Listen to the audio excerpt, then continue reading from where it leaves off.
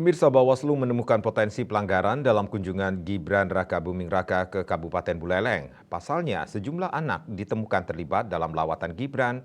Mereka memakai kaos bertuliskan Prabowo Gibran.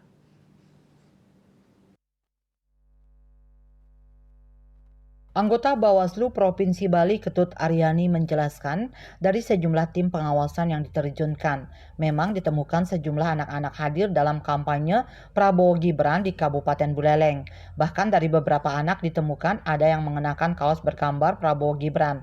Ia mengatakan tim Bawaslu sudah berkoordinasi dengan panitia dan mengimbau agar tidak melibatkan anak dalam pelaksanaan kampanye yang berlokasi di eks Pelabuhan Buleleng itu. Orang tua yang mengajak anaknya pun diminta untuk segera melepaskan kaos yang dibagikan oleh panitia kampanye. Hal ini dilakukan untuk mencegah keterlibatan anak dalam kegiatan pemilu. Menurut Aryani, melibatkan anak pada pemilu 2024 memiliki efek yang kurang baik terhadap psikologis anak. Selain melakukan pengawasan terhadap keterlibatan anak, Bawaslu juga melakukan pemantauan terhadap keterlibatan ASN, PNS maupun kepala desa. Hanya saja dari hasil pengawasan yang dilakukan, tidak ditemukan aparat yang terlibat dalam kunjungan Gibran ke Buleleng itu. Nyoman Yuda, Bali Post melaporkan.